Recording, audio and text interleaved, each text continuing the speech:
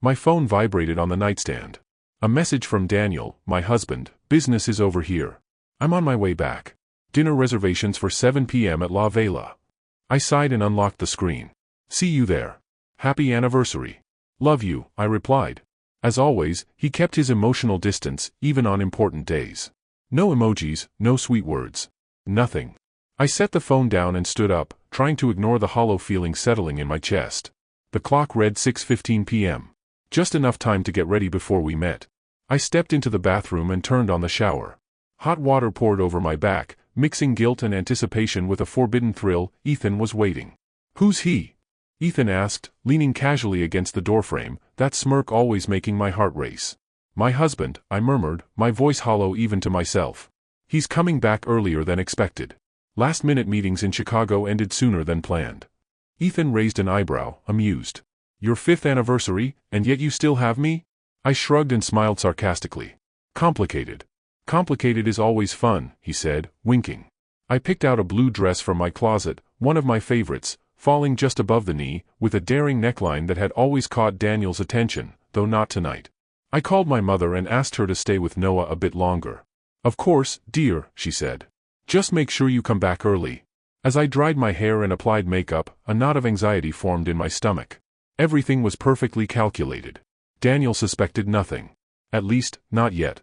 Daniel was parked outside La Vela in his Escalade, observing from the shadows. His gaze was cold, analytical. What nobody knew was that Daniel was more than a security systems consultant. He installed circuits and equipment that allowed federal agencies to monitor almost everything companies did: clients, transactions, internal movements. For months, he had been receiving reports about me, photos, messages, even records of my visits to Ethan's apartment. Everything was documented. Noah wasn't his son, and Daniel had known from before he was born. He had waited for the perfect moment to confront me. Meanwhile, Ethan adjusted his shirt in front of the mirror.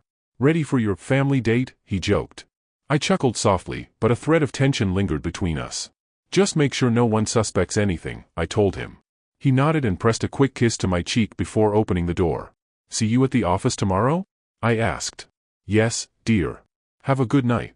Daniel observed every movement from his Escalade. His mind was a hive of plans and strategies. He knew everything: messages, encounters, even Noah's DNA. Solid evidence, photos, videos, audios. Every interaction I had with Ethan was recorded. And now, on this anniversary, he was ready to act. I entered La Vela and sat at the table Daniel had reserved. I smiled, attempting normality, as he approached with his usual icy calm. Good evening, Claire, he said, his voice neutral yet heavy with tension. You look lovely tonight. Thanks, Daniel. It's new, I replied, pointing at the blue dress. He barely acknowledged it. No enthusiasm, no warmth. Just observation, calculation. The waiter arrived with the menu, but Daniel didn't touch it. His eyes were fixed on me, penetrating. Every presence of his reminded me that someone controlled the situation. Nothing escaped his vigilance. Would you like to dance? He asked, his calm voice hiding the edge of his plan. Of course, I said, taking his hand. For a moment, we felt like the couple we once were. But the closeness was an illusion. Daniel maintained a measured distance, untouchable. The dance ended, and we returned to our table.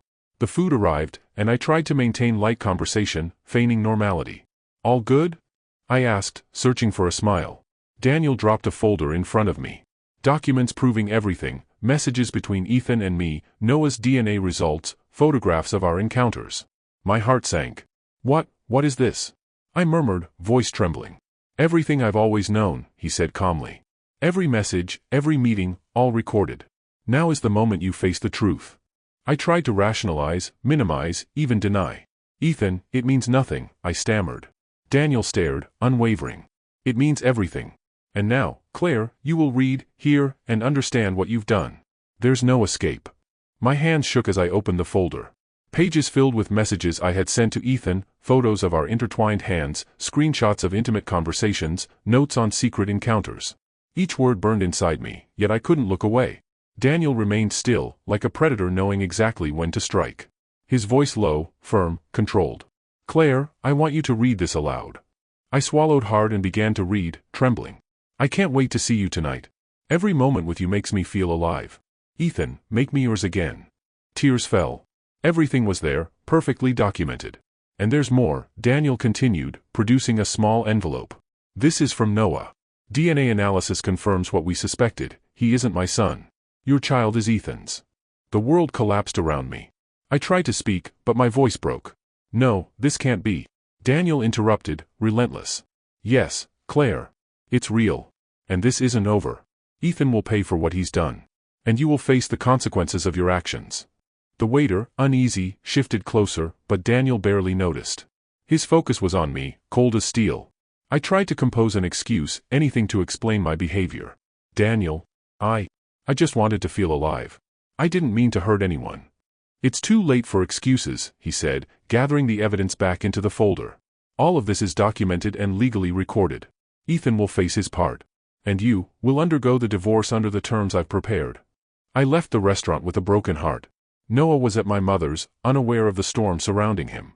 Daniel had left before me, leaving me alone with the harsh reality. I had lost my husband, my marriage was over, and the man I had betrayed him with would face punishment. At my mother's, I collapsed onto the sofa, crushed by guilt and helplessness. How had it come to this? How had I risked everything for a forbidden love that now left me in ruins? Daniel didn't waste time. His connection with the secret agency overseeing his operations was already in motion. He knew exactly where Ethan was, who he met with, and every move he made was being monitored. This wasn't personal revenge alone, it was a matter of security, control, and justice according to his standards. What no one knew was that Daniel Benson wasn't just a corporate security consultant. His real role was with Regis Hale, known as Alpha One in intelligence circles. A secret agency with global jurisdiction, operating entirely off the grid, whose existence couldn't be verified publicly. For years, Daniel had combined the facade of a successful businessman with critical security missions. Every installation he supervised had advanced surveillance systems, capable of recording conversations, movements, even intimate interactions between employees and clients. That same technology had uncovered my relationship with Ethan, and confirmed Noah's paternity. Regis Hale didn't forgive mistakes or betrayals. Entire business empires had fallen because of him. Daniel knew the stakes. Ethan Miller, arrogant and careless, was about to discover that playing with the wrong people carried a price. While I wept at my mother's house, Ethan sat in his office, completely unaware. He had no idea that every message, every clandestine meeting, every visit to his apartment had been recorded.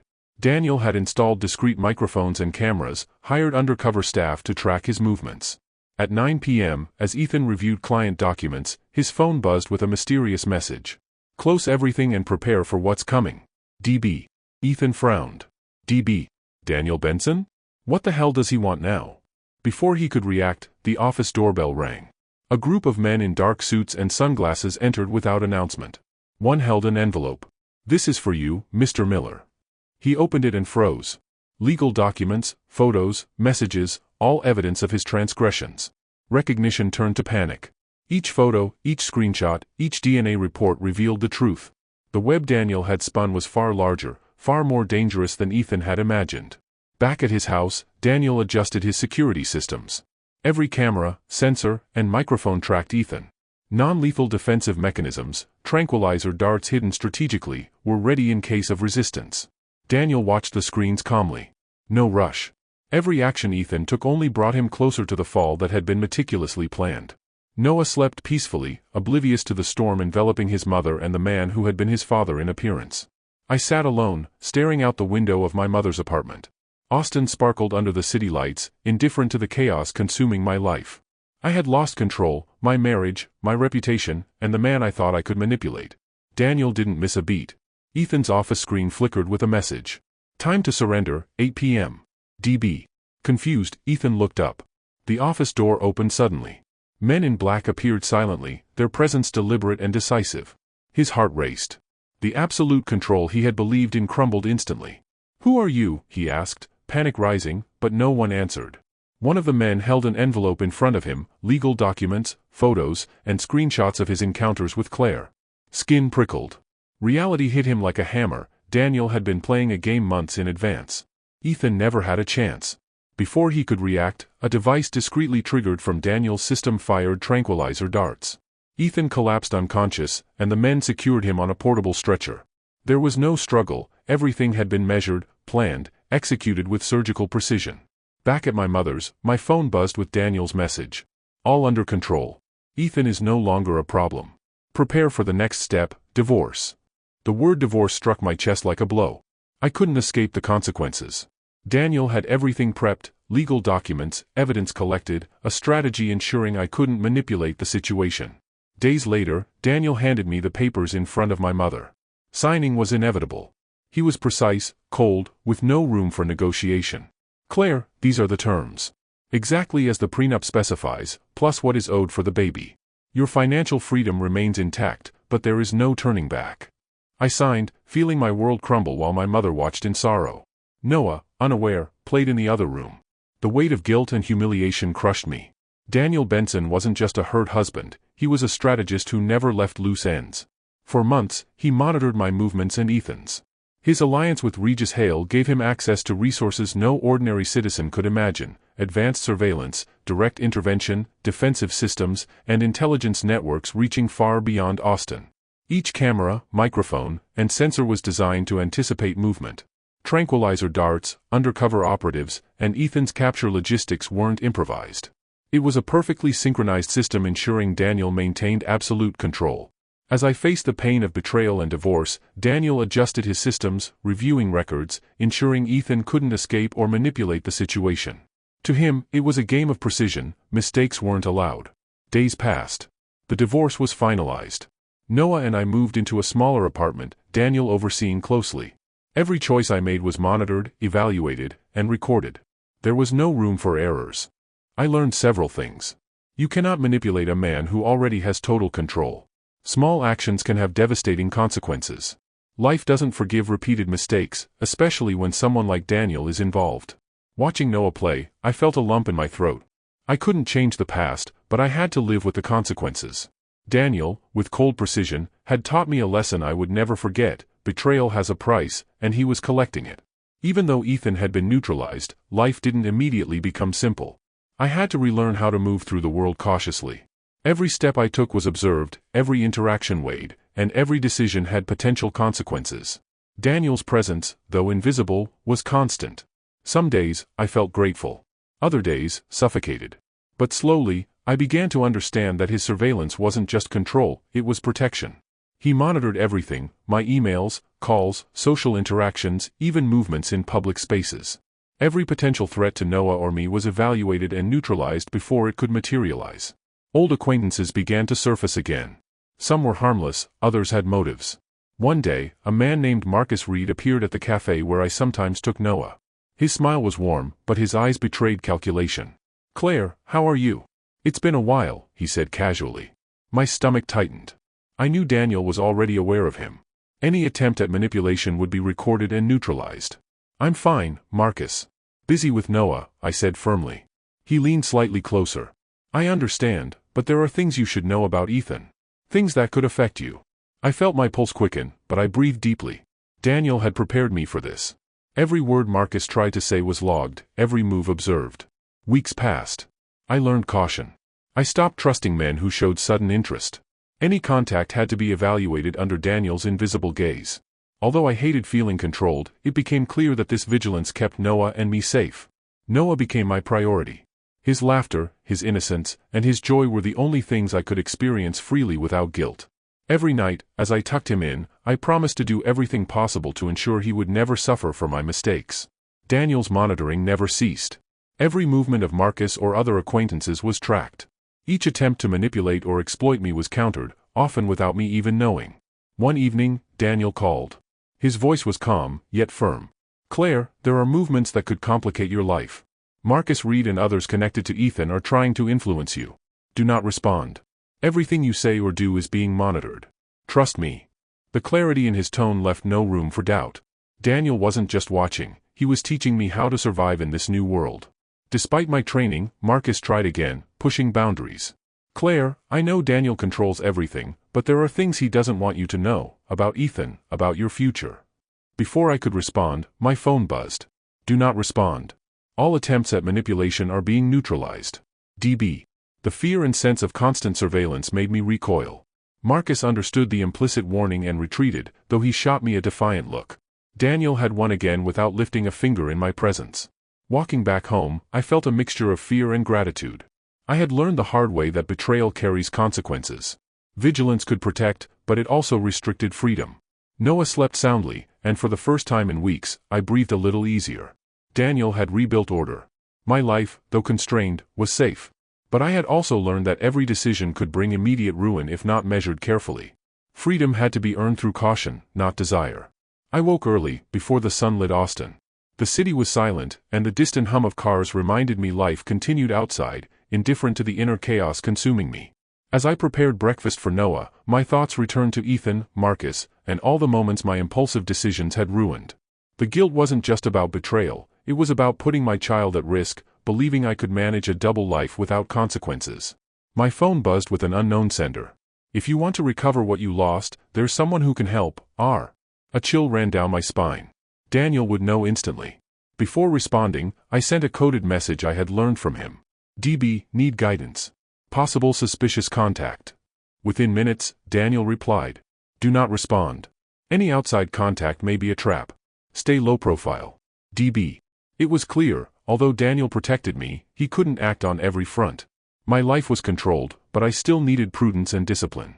Days later, while walking with Noah in a nearby park, I noticed figures following us from a distance. Two casually dressed men blended with the crowd, observing every move. Fear gripped me, but I remembered Daniel's lessons: stay calm, avoid vulnerability, stay alert. As soon as I returned home, my phone buzzed. "Claire, I'm aware. No immediate threat, but stay within established limits. DB." Daniel had anticipated Ethan's former associate's surveillance. Every step I took was logged, every threat neutralized before it materialized. Though invisible, his control was total, and I realized I had entered a world where safety depended as much on obedience as on trust. Despite the fear, I slowly rebuilt my life. I enrolled in personal and professional development courses, reconnected with old friends, and strengthened my bond with Noah. I learned to distinguish what I could control from what I couldn't, and each small victory gave me glimpses of freedom. The days passed with a delicate balance between fear and empowerment. Daniel's monitoring was constant, yet he encouraged me to act with awareness, not dependence. I was learning to anticipate threats, read people, and protect Noah and myself. One evening, Daniel called with a calm but urgent tone. "Claire, it's time you learn more. I won't always be one step ahead. You need to understand how to act if danger appears immediately." He guided me through self-defense techniques over video call, showing how to react in confined spaces, how to position Noah safely, and how to use everyday items for protection. But it wasn't just physical. He drilled me on situational awareness, risk assessment, and secure communication. Each lesson left me both anxious and empowered. Not long after, a man named Victor Lane resurfaced. Weeks before, he had tried to manipulate me psychologically. This time, he came with more confidence and two men posing as security guards. Their goal was clear: gain information about Noah and pressure me. I applied every lesson Daniel had taught me, observing their movements silently, identifying safe exits, using encrypted communication to alert Daniel. Before Victor could get close, a message appeared on my phone. "Executing neutralization protocol.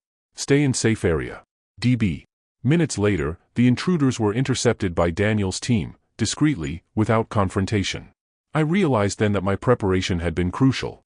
My calm, measured actions had allowed the situation to resolve without endangering Noah. From that moment, I began to take a more active role. I wasn't just being protected, I was participating in my own safety. Daniel's guidance became practical knowledge I could use daily, noticing patterns, predicting potential threats, and making strategic decisions. Emails, calls, and social interactions were no longer casual. Each one required evaluation.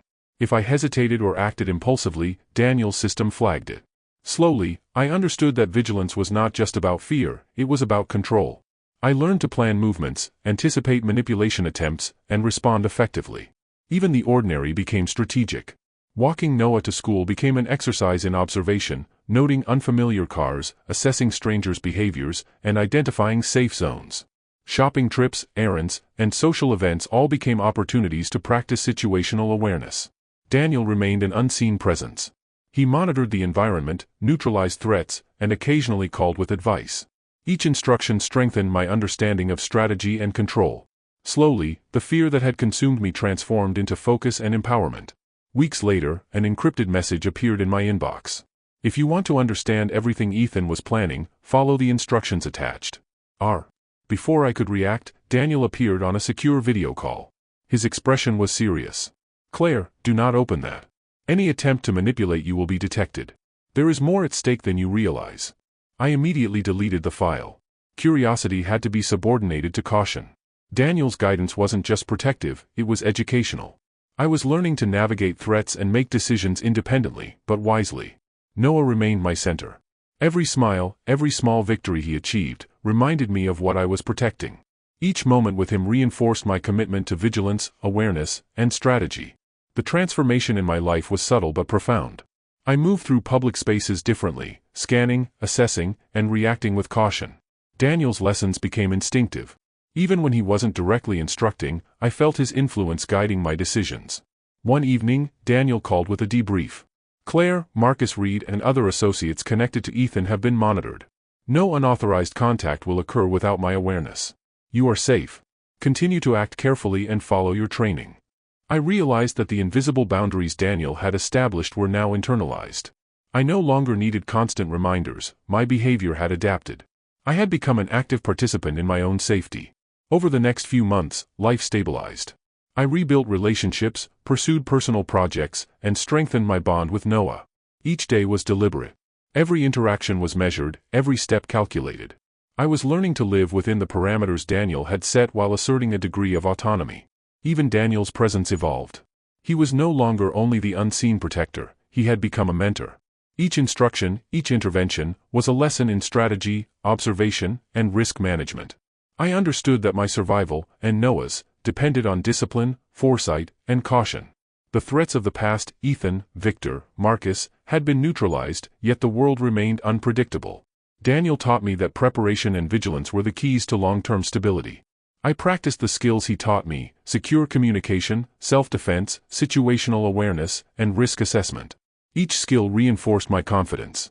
For the first time in months, I felt a sense of control. I wasn't free in the conventional sense, I couldn't act without consideration, but I was empowered. My decisions mattered, and each action I took was deliberate and informed. One morning, as I watched Noah play with his blocks, Daniel's message appeared. "Claire, today everything changes. Stay calm. DB." I didn't panic. I knew this was another lesson in vigilance and preparedness. I gathered Noah, assessed the environment, and followed the protocols Daniel had drilled into me. Victor Lane returned, this time with additional men. Their goal was the same: psychological pressure and information about Noah. I stayed calm, implemented my training, and communicated discreetly with Daniel. Within minutes, his team intervened silently.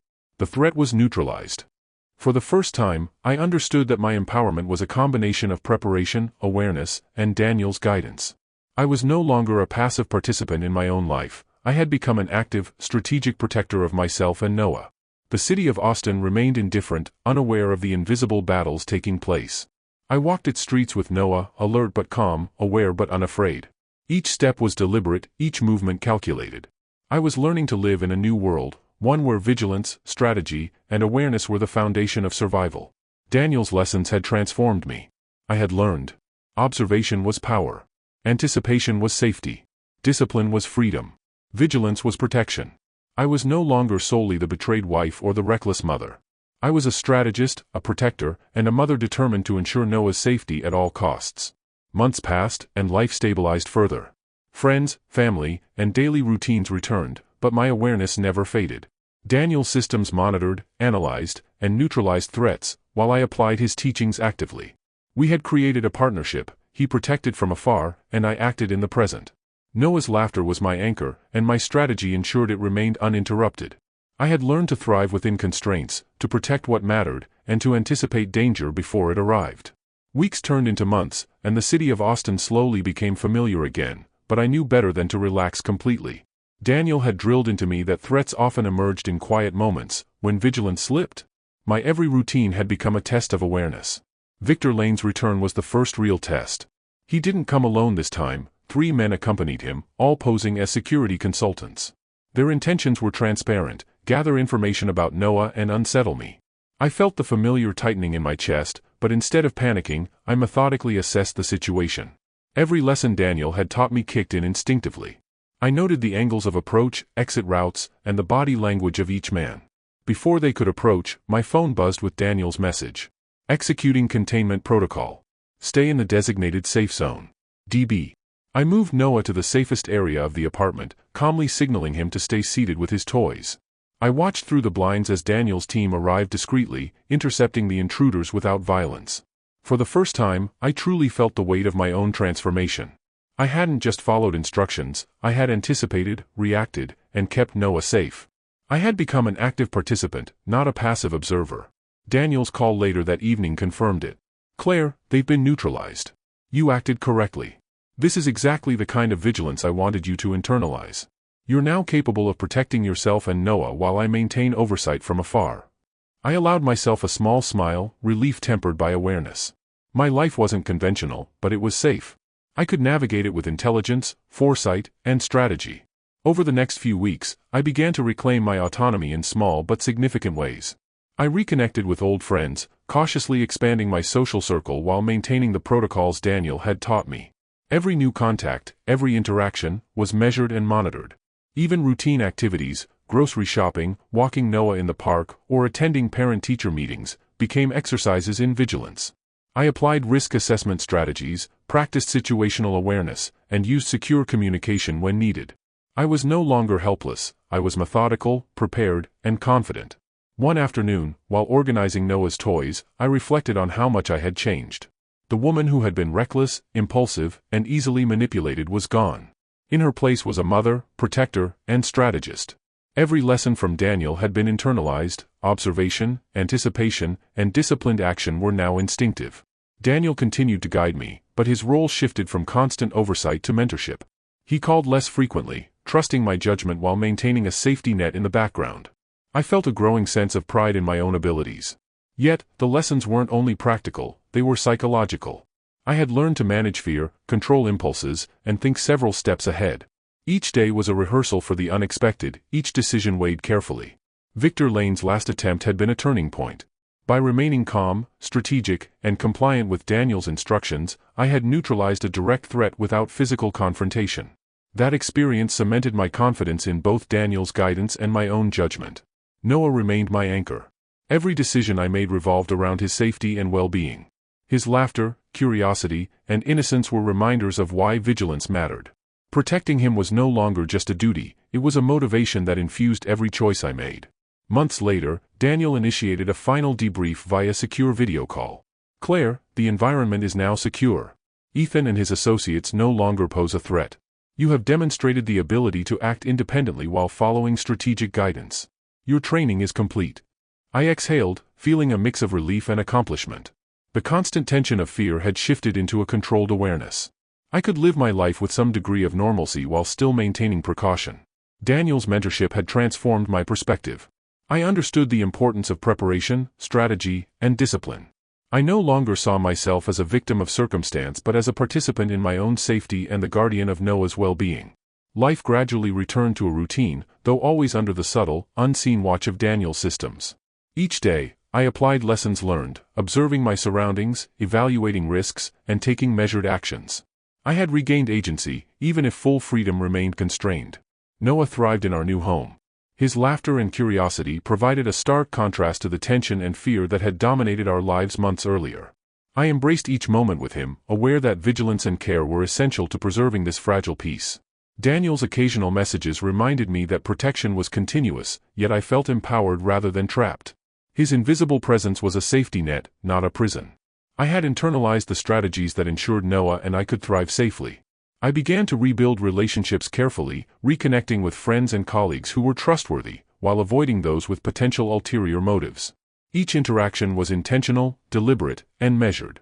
Through these experiences, I had learned the fundamental lesson: trust and control were not given, they were earned, maintained, and constantly reassessed. Daniel's guidance had taught me to navigate a complex world with vigilance, intelligence, and strategic foresight. Finally, one quiet evening, as Noah slept peacefully, I sat by the window and reflected on our journey.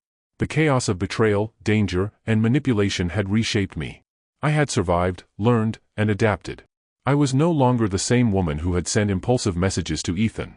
I was Claire, mother, strategist, and survivor. The city of Austin continued around me, indifferent yet familiar.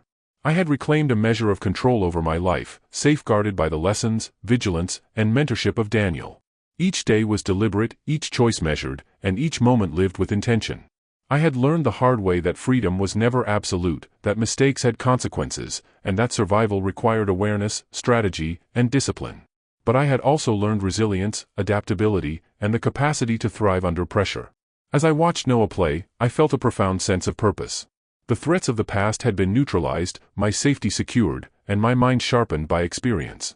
I had emerged stronger, more aware, and fully capable of protecting what mattered most. Daniel had shown me the way, but I had walked it myself. And for the first time, I felt a quiet, resolute confidence that no matter what challenges arose, Noah and I would endure, and I would face the future with courage, strategy, and unwavering determination. The morning sunlight filtered gently through the curtains, casting warm patterns on the apartment walls. Noah was building a tower of blocks, humming softly to himself. I watched him, my heart full of quiet resolve. Every brick he placed, every smile, reminded me of the life I now had to protect and nurture. Daniel's presence remained invisible, but his guidance was embedded in every action I took. I had internalized his lessons: vigilance, strategy, and careful observation. The world around me could still be unpredictable, but I had learned to anticipate, adapt, and act decisively. Over the months, the remnants of my former life, the impulsive decisions, the reckless attachments, had faded into cautionary memories. I no longer sought excitement in secrecy or thrill in betrayal. My focus was Noah, his well-being, and the careful cultivation of a life where danger could be managed and mitigated. One afternoon, I received a message from Daniel. "Claire, it's time to evaluate your independence. I will be less present. Remember your training. Apply strategy, vigilance, and judgment. DB." I felt a mixture of pride and apprehension. Daniel's mentorship had been rigorous, but it had also prepared me for autonomy. For the first time, I realized I was capable of navigating challenges without constant supervision. His teachings had transformed fear into awareness, impulsivity into calculation, and vulnerability into measured resilience. I ventured further into the city, taking Noah to the park and managing our errands with a newfound confidence. I observed people, patterns, and potential threats, employing the skills Daniel had instilled in me. I realized that survival was no longer about avoidance, it was about engagement with intelligence and careful planning. Marcus Reed, the persistent shadow from Ethan's past, had disappeared. Any attempt at manipulation or surveillance had been thwarted by the silent presence of Daniel's network. I had learned to detect subtleties in behavior, to assess intentions, and to act with precision. Even interactions that seemed mundane, grocery lines, playground conversations, neighborhood meetings, were approached with awareness. I had become adept at maintaining composure, blending in while silently evaluating each situation for potential risks. One evening, as I tucked Noah into bed, he whispered, "Mommy, will we always be safe?" I hugged him tightly, feeling the weight and responsibility of my answer. "Yes, baby. We're safe. We're smart, we watch out for each other, and we make good choices. That's how we stay safe." Daniel's guidance had been the scaffolding, my actions were now the foundation. I was no longer the vulnerable, reactive woman who had been exposed to danger through poor decisions. I had grown, adapted, and emerged stronger. Months passed, and our lives stabilized. The apartment felt like a true home, a space where Noah could grow without the constant shadow of threat. I continued to engage in personal and professional growth, taking courses, reconnecting with friends cautiously, and reinforcing the values of vigilance and prudence in every aspect of life. Daniel occasionally checked in, not to control, but to advise. His messages were succinct and purposeful, reminders of the strategies and lessons he had imparted. Each time, I felt a mix of gratitude and reassurance, knowing that the invisible network he commanded was still protecting us. One day, as Noah played in the living room, I received a secure video call from Daniel. His face appeared calm, composed, and focused. "Claire, your independence is solid. Threats have been neutralized, and your ability to manage situations without direct oversight is now verified. Maintain vigilance, but trust in your judgment. You are ready." I smiled, a sense of accomplishment settling over me. I had endured fear, betrayal, and danger, and I had emerged competent, cautious, and confident. The lessons had been hard, but they were now ingrained. I was capable, prepared, and resilient. Noah's laughter filled the apartment as he built another tower of blocks, oblivious to the complexities that had once surrounded our lives. I watched him, a sense of peace washing over me. The city outside continued, indifferent yet full of potential, and I felt equipped to navigate it safely and intentionally. I reflected on the journey that had brought us here. My choices had consequences, some were painful, some were dangerous. But the guidance, strategy, and mentorship from Daniel had allowed me to reclaim my life and ensure Noah's safety. I had learned that freedom and security required awareness, discipline, and careful planning. Life was no longer about thrill or secrecy, it was about balance, responsibility, and strategic living. Every decision carried weight, every action had purpose, and every moment of observation reinforced the safety of the life I had rebuilt. As the sun dipped below the Austin skyline, I sat on the balcony with Noah's small hand in mine. I felt a quiet confidence, a sense of preparedness, and a deep connection to the lessons I had learned. Daniel's presence, though unseen, remained a pillar of support, guiding us silently while allowing us autonomy. I whispered to Noah, "We're safe, we're strong, and we're together. That's what matters." The city lights shimmered, reflecting our new beginning, a life forged through vigilance, strategy, and resilience. I had survived the storms of betrayal, manipulation, and danger. I had learned to act with purpose, protect what mattered, and embrace the lessons of the past without being imprisoned by them. The future remained uncertain, as it always would be, but I was ready. Noah's laughter, our safety, and the knowledge I had gained provided a foundation stronger than fear. Together, we had navigated darkness, and now we faced the world with clarity, strength, and hope. For the first time in months, I felt it, a quiet, profound sense of control and agency. Life could continue, challenges could arise, but we were prepared. We were vigilant, resilient, and capable. And for now, that was enough. We had survived, we had learned, and we were ready to live.